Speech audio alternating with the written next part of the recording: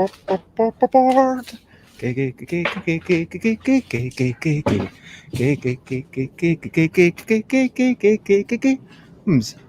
games, board games, it's what we're talking about. Board games, board games, I'm not gonna shout it. I am starting off this streaming with a little bit of singing. And today I'm here with Chris, and we are going to talk about this, and this, and also the LDEC game of the month. What rhymes with month? And there will be hump, and we will maybe talk about Wibbell more than once. Board games, it's what we're talking about. Board games, we're not going to shout. Hello and good morning, good afternoon, good whatever it is, wherever you are. This is episode 468 of Bez and Blethering, where we are talking in a more brief way. It's not going to last an hour. It's going to, we're aiming for like 20 minutes, half an hour. Okay, alright. And, you know, if it lasts a little bit more than half an hour, that's okay. But like, that's what we're aiming for. Okay. So yes. How it goes. Today I thought we'd talk about the LDEC game of the month, Wibbell, because I can't remember what I actually did on Monday. Monday I had something I was talking about. Tuesday I had a special guest. And today I thought we'd talk about like why we're doing it. And Chris is distracted by a cat. And yes.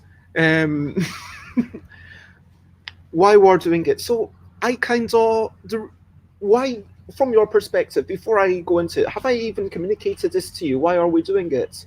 What's that? This? Yeah, like the LDEC game of the month, I mean, not the streaming. Right. I mean, it's mainly to highlight the people who have, mainly the community, who we owe a lot to, especially when it comes to the LDEC. But it's just about making sure that those sort of people are highlighted and, given the congratulations and celebrations that they deserve. But it's also about getting more notoriety for the games that people may not have played with the LDEC. Yeah. And just reminding people that, there is more to it. Yeah, I think that's a good way of putting it. Like, for myself, I kind of see it as a chance to do a wee bit of housekeeping. I'm going to try and make sure that as we go through the next couple of months, we started off with Wibbell, which hopefully everyone knows. It's literally the eponymous name or game of the deck. It used to be called Wibbell Plus Plus, which I changed to the L deck because it was just too confusing, because people were like, oh, are you talking about Wibbell Plus Plus the deck? Oh, this is Wibbell. Wibbell actually has more than one game. No, Wibbell doesn't have more than one game. Wibbell is one game. And Wibbell Plus Plus was, but then that was too confusing, that little, they were almost the same, so we just called it the L deck. But anyway, most people do know Wibbell. Wibbell is a game that I'm very proud of. It still made sense to start off with that, to say, hey, there's a lot of people who've played all these other games, but there's new people. Let's make sure that everyone's on the same page. And as you said, talking about giving people credit, like Gil Hova is such a major part of it, and doing a lot of shout-outs. And, at the end of the month, I think it's worth just doing, these are like all the people who had a serious amount to do with it. It's like, yes, so many people for reviewing the game, but also who contributed to the game, like Ben Neumann and Gilhove and all these people that I think it's important to give credit, but also say, hey, do you know about this? And making sure everyone's aware of this stuff, because there's a lot of games there, and I hope that people can have fun with more than just the one that are always playing. So this month, if you've not played Wibbell before, then definitely give it a go if you've got other people that you play games with in real life. Next month, if you've not played, well, we'll reveal that next month. And if you've not played it yet, then please do, and you can even play that online. Same with January's game. But yeah, let's move forwards. We'll come back to this topic. We'll talk more about the game of the month and stuff. But first, I think we should talk about recent highlights, living life and seeing the sights, recent highlights, playing games and other delights, recent highlights. And let me just get rid of that name because it's technically wrong. It's not just Bez. So let's talk about the games that we played in the approximate order that we played them. I think yesterday I went to your place. That was definitely a highlight for me. Yep. I hope it was a highlight for you. Indeed. Excellent. And so we started off playing a couple of games that I bought for quite cheap at the works. It's like, yeah, I'll check it out. If nothing else, I'll have a bit of fun with it. And yeah, it's not an well done rules or anything. It's not like the most exciting rules, but it's all about product design, something like this. And this is basically Kerplunk, but even simpler and made more cheaply. Yeah, slightly more difficult as well, potentially. Do you want to explain how it works? Yeah, sure. Why not? I mean, the rules are really easy and simple. In fact, they're actually only written on the box that I could see. I don't know if it actually came with any I think instructions. there was no instructions other than on the back of the box for price reasons. You've got a bowl, you've got a little plastic narwhal, and you've got all these little noodles, and also 2 chopsticks that are exactly the same color. Again, probably to keep production costs low. I mean, I would assume it's all the same plastic, so yeah, probably. Yeah, because then they have to injection mold all the same type of... It is the same. It's like What, the noodles? chopsticks look a little bit more faint yellow. Yeah, actually. Potentially they're different. But all the noodles, I think, are different shapes as well. Some of them, at least. There's at least 3 different shapes in there. You're right. Yeah, and the noodles are all quite twisty, as you can see. You put them on, you put the narwhal on, and then you take turns to remove one of the things. And one interesting design choice that they made is you use chopsticks, which is actually something that I don't see that often. Thankfully, we are all fairly good at using chopsticks. Yep. Otherwise, it would be a real accessibility issue. Yeah, definitely, I would assume. I did lose first both of the games that we played. You won one and Nicole won one. Yeah. It probably shows that I'm quite a competitive person that I remember who won. It's such a silly game. I enjoyed the game purely just for the aspect of the silliness, the quickness, and purely just the ease of playing it. It was a very easy game to start the evening with. It kind of, broke the ice, so to speak. But yeah, super simple. I love the way that it does have a plastic narwhal with it. Unsure about certain dynamics of the game, but I enjoyed it overall. Yeah, like the amount of plastic does make me think, oh, what's going on with the environmental aspects? And it is funny how it goes, 28 noodles! As if like, oh my gosh, 28 noodles. I know, I couldn't believe it had more than 3. Chris is a very sarcastic person. A little bit. The next game we played, I believe, was the Flipping Hats game. So this is another super cheap game. It is actually branded The Works. So like it's their own brand, which is really interesting. So somewhere The Works has a team of people saying, okay, what's a bunch of really cheap games we can make and sell for people that will have fun? And the truth is that whilst I can scoff at these, for what they are, it's actually fairly well designed. I would say this game especially, purely just because, sure, it's quite an easy and cheap game in a sense, but... You've got these flipping things, and this is to help you launch your colours. There you go. And I am going to... Like spring-loaded. I'm not Almost. going to... So these are the so-called hats. They are all in a board. So the hats are cones with a little ball for a good amount of weight. And that's a really good product design choice, let's say. Yeah. And so you flip them, and then they flip over. The ball bearing projects it downwards, and hopefully it lands into one of these little spaces. If you land into your own space, you get 5 points. If you land into like someone else in your own space, you get 10 points. I have to admit, again, the rules are all on the back of the box, and there is a lot of text to read.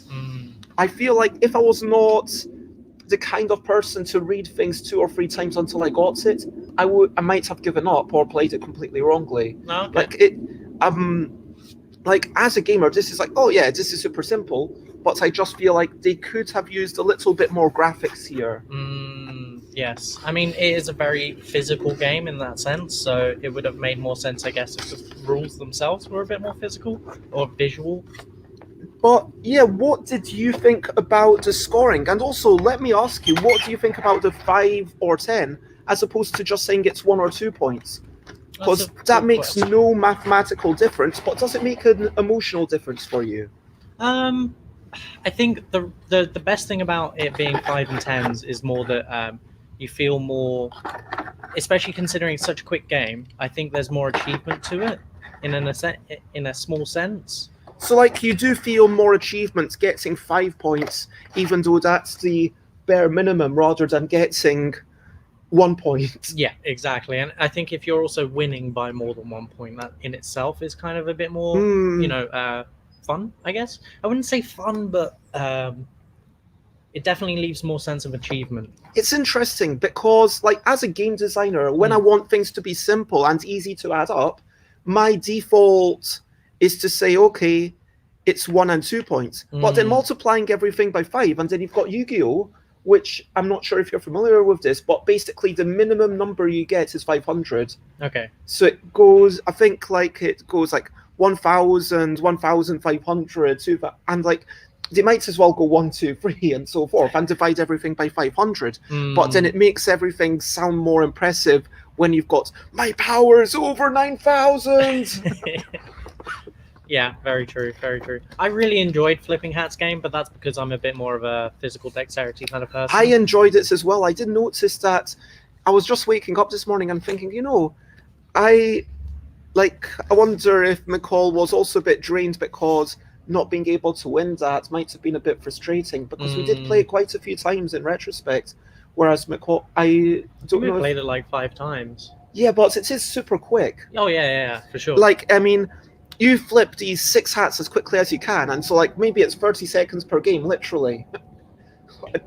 Like, yeah, I would say... By the time we, hats off, that was about, like, a minute max sometimes. And then you take maybe half a minute to kind of score and add up, and then 1 minute to reset and put it all away, and then like, oh yeah, let's have another game. But, yeah, if McCall was struggling, so I'm curious about their emotional journey. Like, now I feel like maybe we weren't sensitive enough to kind of say, hey, are you still wanting to play this for the 5th time? Like, maybe we should have kind of checked in a bit more. That's true. I don't know. For me, it was more just the fact that if it only takes like 30 seconds to play, it's not too bad playing it 5 times. Sure, if it took longer than that, I would have been a bit more aware of that. But also I was cooking, so yeah. I had 5 minutes before the oven, so it just makes sense, really. That is true. And so, McCall and I did play my game about drawing creatures, complementing the drawings, and then complementing the complements. You've not played this. I haven't. So these are the drawings that McCall and I drew. So I don't know if you can tell which one's which, but this is a creature. They both have a cute nose, in theory, and long legs. This one has angry eyes and hats. This one has a beak and bird legs. I think you could probably tell which one was drawn by who. Yeah. But yeah, then so the rules of the game are you've got a bunch of cards, and this was inspired by a game about wee whimsical creatures and trying to identify them after someone makes noises, and an interview I had where someone said, oh, so you were kind of playing a game to generate those creatures, doing these numbers from a lookup table. Well, that's your next game. Roll dice and get people to draw things. I thought, and I said, maybe. And then in my mind I was thinking, dice are too expensive, but maybe cards. And then I thought, well, cards and then draw a creature. What goes on there? Maybe it's cards and then you draw a creature and then you complement them. And then I talked to Dina about it like 1 or 2 days later. And then in the spur of the moment, I said, oh, and then you complement the creatures, and then maybe you complement the complements. And then that was the kind of self-referential bit that kind of puts it into that sort of silly nature. Yeah. And you could go one step further and complement the complements of the complements. I think you did last night, but not intentionally. I don't think we really did. Like, I think we appreciate... Did we? Yeah, because I think McCall mentioned something about the drawing that you'd done. You said, "Oh, I appreciate you telling me about this compliment because I intended to do this," and then McCall complimented your compliment. All of the compliments. Yeah. And what? I don't remember the compliments of the compliments of the compliments, but in any case, what I noticed is that when I started playing it, it is harder to compliment the compliments than compliment the drawing, because we are, as a species, like as a society, let's say, because I don't want to get longer than that, but definitely as a society, we are, it seems like we are trained to believe that art and drawings and illustration has value and it's something worth complimenting, but then we don't believe that compliments themselves have the value. And that's a sad thing. And by complimenting the compliments, it gives the compliments more value. And it reminds us as humans that the compliments have value. And that's a really interesting thing. And that there is skill to a compliment. The skill might be... So on one side, you get two things. So, for example, I had bird legs and a beak, and McCall had hats and angry eyes. And in the middle, you have two cards, a cute nose and very long legs. Everyone essentially has two communal things. So there's some shared cohesiveness to the thing, to the pictures, and also two personal things to give them some variety, even if you do nothing other than draw what's on the things. Now, on the back, it gives you some prompts. Did their personality shine through? Like, you can talk about that. Oh, this part of your drawing makes me think of you. Like the way, or did they add extra details? Is there a detail that stands out? Is part of it cute? And did they mix their objectives together nicely? On the bottom, I started having tips or ideas for complimenting the compliments. So were they nicely concise? Did the compliments feel genuine? Like, that's an important thing. Did they help you appreciate your own work more? Did they deliver the compliments confidently? Oh. And yeah, so these are kind of things to think about. Now, my idea was that, so this became a freebie for everyone who backed a game about wee whimsical creatures and trying to identify them after someone makes noises. I've not told them when this game's going to be done, and I'm going to make the first edition, but I'm hoping by the end of the year. Like, I'll probably, get you to just type up these things and put them into cards. But it's just a nice game. There is no win or loss. If you say thank you to your compliments, then you win. And hello, Runa. It is lovely to see you. Thank you for joining us. This is Krys, by the way, and Runa is... This is Bez. But yeah, I think it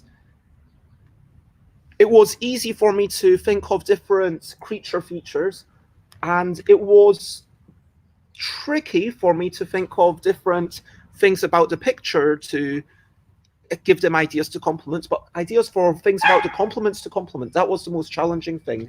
So I might end up having to repeat some of the things and just say, yeah, this is the best I can do, but if I get better ideas, then I'll do a second edition. Something like that. And I think it's something that you can expand on with feedback. The more people that play the game, the more people that compliment in general, the more ideas that you'll have as to what good compliments are and how to tip people into that. Yeah, and I'm really excited to see how people react to this. A different cat this time. The last game we played was Find the Pickle, which is a game that I was given for free. It was almost foisted upon me at UK Games Expo. At the end, someone was running around saying, oh, here, have this game. And it was basically just like that. This is a completely random game. And yeah, it's a deck of cards. Kitty's rolling around wanting to get scratched. Or maybe not. Like Kitty who shows its belly and scratch me. Oh no, I'm going to claw you. Anyway, don't fall for the trap. So, find my pickle. There is one card, that's the pickle. Yep. Whoever has the pickle at the end of the game wins. Cards allow you to steal random cards, swap your hands with someone, reverse the card turn order. force people to give you random cards, force everyone to pass random cards to one side. Force people to end their turn, force people to discard the last card that was played. Yeah. Like cancel and stop type effects. It's very random. I think that I think it would be better with a bit more table talk.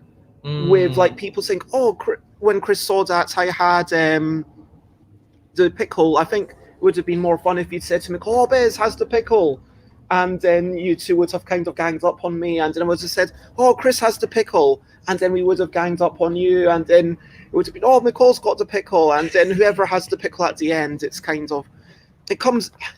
completely random. But yeah, honestly, it's completely ridiculous, but for how small it is, it's perfectly fine. I'm actually quite surprised. I find myself thinking, yeah, I could keep this. Yeah. I mean, I really enjoyed it. I thought the fact that we weren't supposed to do any bit of table talking, I thought it would sort of ruin the aspect of the game. But personally, it didn't really seem like that at the end. So yeah, no, I really enjoyed the idea behind the sort of holding cards close to your chest kind of thing. Yeah, it's this one card, and it reminds me very much of Danish Frank's Unfair, which was the game that's inspired back in the day. It's inspired In a Bind, which now becomes Yogi, and then the alternate version of In a Bind became Kitty Cataclysm. And so there was one thing about Unfair, which was there's this one card that if you play it, you win. But the card had a different card back, so everyone else could see that you've got this one card. And so it would have to take one entire round, and by that time, someone would have stolen it off you. And so it was kind of like, and that's something that I tried to get into Kitty Cataclysm originally with the different card backs, but then I took that aspect out, and yeah, it wasn't something that I pursued. But I think that if you'd pursued this, I'm not sure this is the best execution of that idea, but it's certainly the best execution that I've seen of just, okay, whoever has this one thing wins the game at the end, and like kind of rather than you play this, you won the game, it's like, oh no, the deck's, but then it also makes me think that the start of the game, you've just got to gather cards, and it does make me wonder, shouldn't you just accelerate it and start with like 5 or 7 cards to start off with? I don't know. Yeah, potentially, but then again, I guess what alerted me to the fact that you had the pickle was the fact that you started hoarding cards. And I thought to myself, okay, there's only one reason that you're hoarding cards, because you need to make sure that you're protecting yourself. So then I started actually, of course, but the truth is that I started hoarding cards before I had the pickle. I assumed so, but then at a certain point, it seemed like you just kept going at that with that strategy, and I thought, okay, all right, something's up here. Okay. But it would be interesting to play with, say, more than 3 people, I think. Yeah, There's says a lot more chaos. 3 to 6 on the box, and I think that definitely you're going to have fewer turns. It's going to take the same amount of time, because it's literally just make your way through the deck. And I think that because it's such a chaotic, who cares kind of game, I wouldn't mind having less influence in this game. If it was a strategic game, then I would care. But anyway, oh my gosh, we've been talking for quite a long time. But yeah, Runa says, the game itself sounds like it could go so wrong when drunk. Don't get drunk, kids. Yeah. And yeah, talking about cats. Pet me, but only on the correct spot, and only for 0.5167 seconds, and then buzz off. But yeah, that was all the games we played. That was a good night, and I came home, had a relatively early night, and woke up not super early, but like I woke up at before 8 o'clock this morning. So yeah, I'm trying to keep it going because the clocks have gone back. So yeah, that's my recent highlights. If anyone else wants to share anything, then shout it out right now. Okay, so let's go with the regular things, and I'm going to do this super quickly. Questionably quick questions is the next section. It's not an interrogation, it's just a questionably quick question section. So if you've got any questionably quick questions, write them down whilst I talk about a brilliant thing, what's a little thing, which is brilliant. And let's talk about Wibbell. Let's be very egocentric. Okay, why not? Wibbell, it's brilliant because, okay, so respect to Gil Hova who made Prolix, which inspired this idea, but Gil Hova made Prolix, which has the idea that you can use the letters on the table plus any additional letters you want. And that was the whole thing that spun off Wibbell, because I was thinking, that's such a nice idea. You're not limited by what's on here. It's not a constraint. It's like an obligation. And I feel like that sense of freedom, of being able to use any letters you want, I think that does open it up a lot more to people who, you know, I whacked myself in the glasses, to people who know really long words, which it does reward a different type of vocabulary. Because I don't know other games where it's just about shouting like the longest words you know. And I like the fact that it's speedy. I also like the fact that every time you get a point, you're making it harder for yourself, but you always want to get the points. I'm proud of it. There is some strategy to it. I mean, personally, my strategy is to, at the beginning rounds, make sure that you don't win, but get 2 cards. So you get 2 cards, you get the points, and the other people get the handicaps. And then in the later rounds, just go all out, and you don't have as much handicap as well. See, the thing is that I deliberately, originally, it went to 5, whereas now it goes to 4, because originally, as printed in the original Tuck Box deck, not this, but the one that comes in a similar box, a thin box. And hello, good morning, Alex. It is lovely to see you. If you've got questions, then chuck them in. Otherwise, we're talking about how brilliant Wibbell is and being very egocentric. Yep. And so originally, one person would have 5 cards and a handicap. Someone else would have 3 cards and no handicap. And that was too much of a difference. You had like 60% of their points. Yeah. But then to go from 2 cards and no handicap to 4 cards and a handicap, that's double the amount of points. So that seemed to stop that being a really valuable strategy, which is kind of what I was worried about when I saw people starting to do that at Essen, I think it was. No, that's a good point. And apparently Alex doesn't have any sound on today, but is sure that the discussion is delightful. Okay.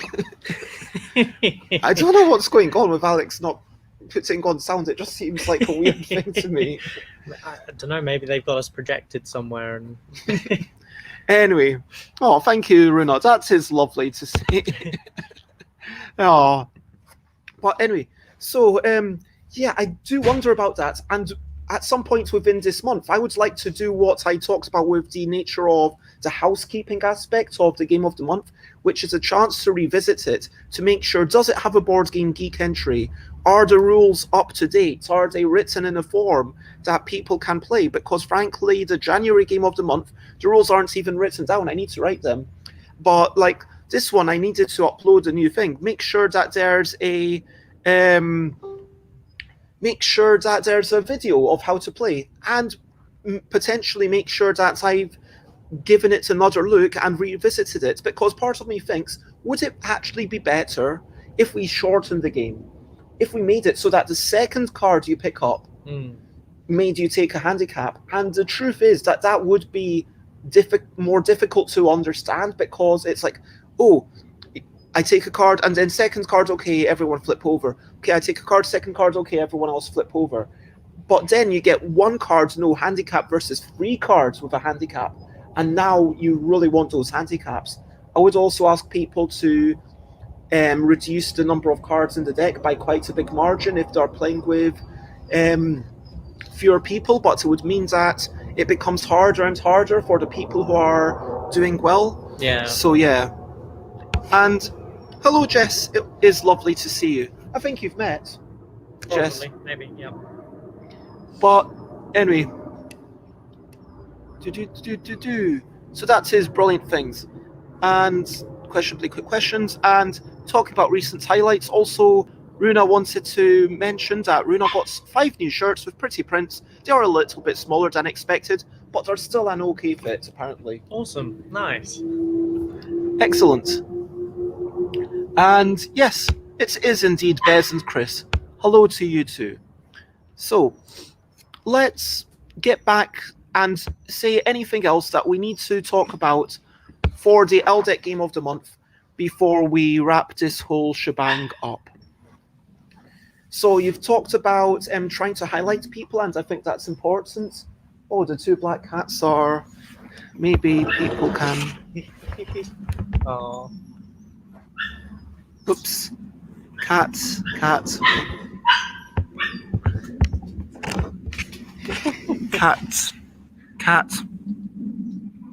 Catty time. Anyway, so LDEC Game of the Month. Lift that up a wee bit. So, yes. Looks cold there, says Jess. Yes, it is. And it's much colder than I would like. Probably around this time next year is when I will make my grand emigration. Around, yeah, October. Anyway, what's going on with that? Should I look? Probably a cat just like taunting the dog on a fence, probably. Anyway, so LDEC Game of the Month. We want to highlight it. We want to get more people playing it. We want to raise more awareness that there's lots of games for the deck, and say, hey, these are games that are worth playing that you might not have already played, and kind of say, hey, these are the people responsible. You can make a game too. And hey, thank you, Gil Hova. Thank you, Rob Harris. Thank you, Ben Neumann. Thank you, everyone else who was involved in this. And yeah, for people who are watching, I guess it's a chance to maybe learn more about stuff, because I've noticed that there are a lot of people, thanks to the marketing that you're doing, who are playing the games on Twitter, but they don't really have a good idea of the games as they relate to real life. And so today at 12:30, I've lined up a tweet to say, hey, here's Tom Cauldron's thing of the game, and of course people can play Wibbell every Wednesday, but do they understand how it gets played on real life? That it's a speed game, because you can't really translate a speed game to online play. Yeah, not on Twitter. Not exactly applicable. It's like, okay, at this moment we're going to think of who's the first person. That's like, going to be the difference of like 30 seconds or even minutes or hours, compared to real life where it's like half a second between win and lose. Alex, your questionably quick question was too late. Yeah. Alex asks, if you had to employ a cat to do any job, which cat would you pick and what would the job be? Yeah. I mean, obviously pest control is the job, but as for the cat, I guess a good cat that wants to hunt, I guess, but yeah, not a lazy one. Yeah, I'll go with that. So, yep, that was the answer. And anyway, but that's the thing, like, Alex is just there, like, asking us questions and apparently doesn't even have the sound on. What's up with that? Oh, they can't even hear our reply. Yeah. Tommy Cat, professional cuddler. Oh, good answer. I like it. Oh, nice. Oh. And Runa's translating Alex. Alex has Runa for typing out. So, yeah. Anyway. So, why did I choose Wibbell? I chose Wibbell because it seemed appropriate, because it was the game that started it all, because I feel like this is still a quality game, and also it is a lot of people's favourite still. It's not everyone's favourite, and I'm very, very proud of the fact that I believe your favourite is Categorical. Yep. And I believe that also Denham's favourite is Categorical. And I know someone else who says, oh, my favourite's Alphabetical. All the other games I can take or leave. And, there's all the games, there's someone's favourite. Out of all the... And, like, David Brain, their favourite game is Unfinishable. And so that's the thing about the headline games. I think there's, like, now 10 headline games, and all the headline games should be someone's favourite. It doesn't mean that it's necessarily the best for you. If you like slow games, then you're not going to enjoy it at all. But yeah, if you like quick games, if you like word games, it is a well enough. Alex says, "Thanks, Runa, you're a star, but Bez, time is but a construct."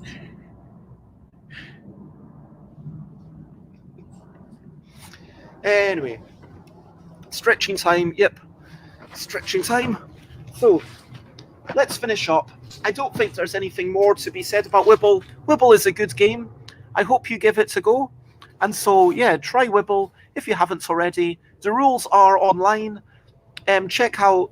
Yeah, I think that's what basically I need to say. I think so, yeah. And so, yeah, for now, that's the end. And so, yep, we are going to finish up by asking over to you, what are you up to? You can share, but only if you want to. Is there something fun and frivolous, something super serious, something that you want to do, something that you need to do? Feel free to let us know if you want to. So, what are we up to? I'm going to ask you to put a lot of. You can talk about that because people might be interested. Well, just putting games into sleeves and then putting those sleeves into envelopes and then putting the labels on top. No. You're not going to. The games are already in sleeves. Oh, excellent. You're just putting the you're putting the bits of paper sellotaping them because Mina hates the sellotaping. Can do. And yeah, that's the thing. We had a couple of other things to discuss, like we were going to talk about the workflow of getting stuff posted.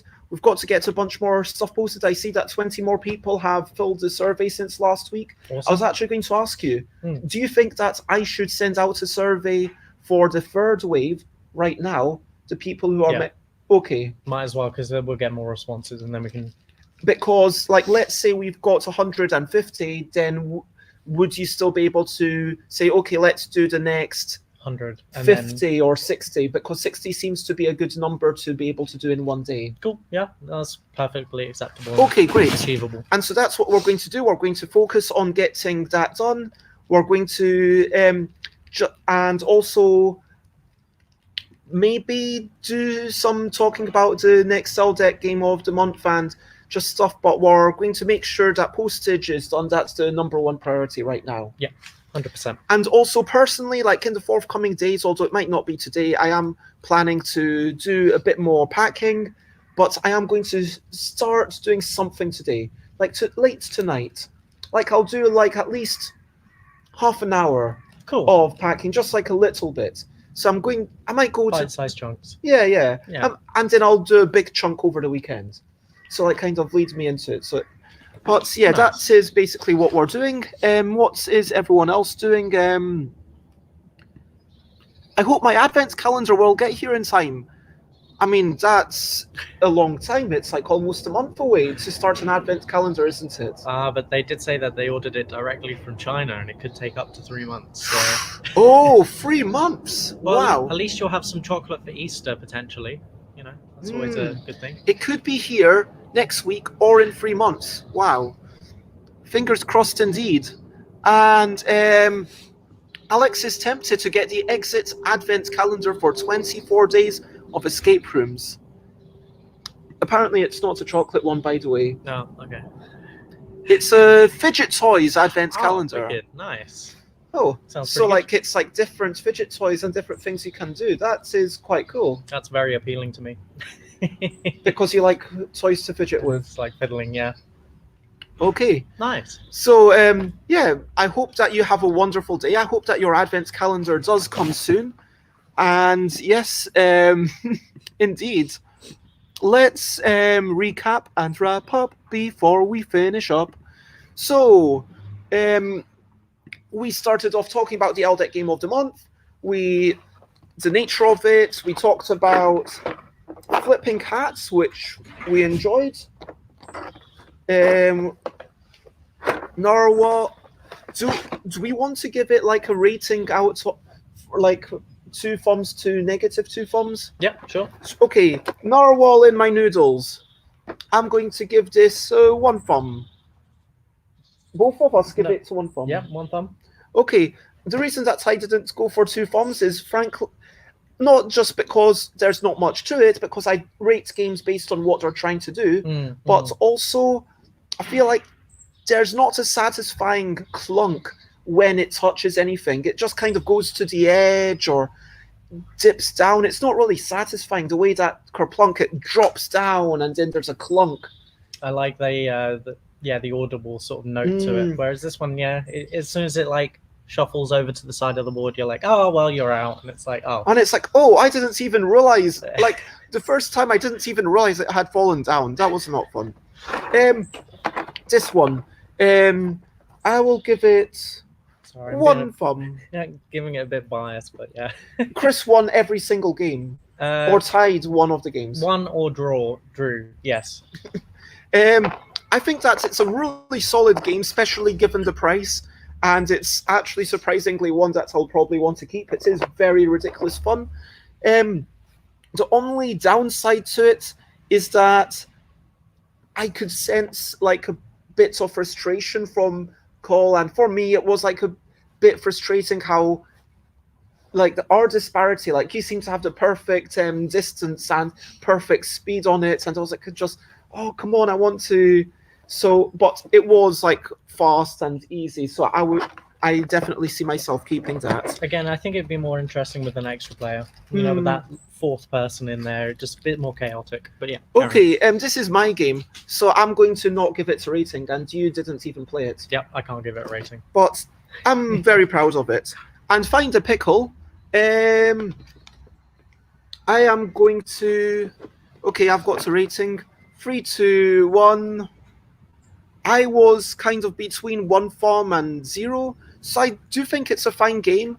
I just think that I see it being very group dependent, and I can see its appeal and joy running out quite quickly. Yes, it's not a game I would play repeatedly, and it definitely depends on the people I'd want to play it with as to whether or not it would end up being fun. Because it does feel like very much one of those games where you have to bring the fun yourself. Yes, yes. But yeah, it's generally well made. So if I had, I'm going to go with 1 thumb up. So generally positive games, and Alex enjoys this visual rating system, and so yep. What else do we do? We talked about cats. Yeah, cats. And we talked about Wibbell. We talked about Thailand. Apparently, according to Jess, it's cold because it's 25 degrees centigrade. And that makes me want to swear at Jess, frankly. Yeah, I agree. Yeah, Jess is just... It was 3 degrees when I got up this morning. Jess is just like flaunting her warmth in our faces. I know. Jess. Ugh. Jess. Ugh. Jess. Anyway.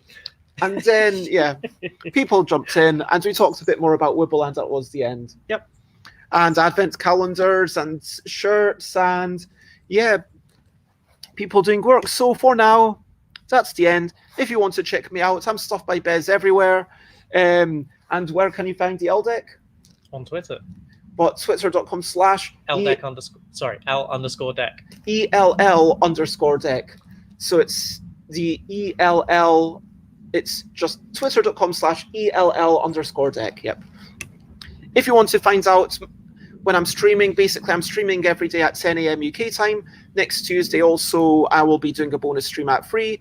Following week, I might not. So, we'll decide. I want to say thank you, everyone. You are all brilliant. Thank you, Krys, for being here. Thank you for doing work for me in exchange for money. I do appreciate the work that you do. Thank you for giving me money in exchange for work. Yeah, excellent. It's a mutually agreeable benefit. High five. Yeah. Capitalism at its best. Woo! Is that a fair thing to say? Yeah, why not? Okay. Anyway, so yes, I'm not going to do a raid because just not got that many folk, and feels a bit weird going when there's like just 1 or 2 people. But for now, all I'm going to say is lots of love. I hope you have a wonderful day, and there's nothing more except to say bye, bye, Bye bye. This is a goodbye song. Bye bye. Bye bye. Thank you for watching along. Bye bye. Bye bye. This is the end of the show. Bye bye. Bye bye. And now it's time to go through. Bye bye. Bye bye. This is a goodbye song. Bye bye. Bye bye. Thank you for watching along. Bye bye. Bye bye. This is the end of the show. Bye bye. Bye bye. And now it's time to go. Bye bye. Bye bye, everyone. Bye. Bye bye, Alex. Bye bye. Thank you for Thumbing along. bye bye.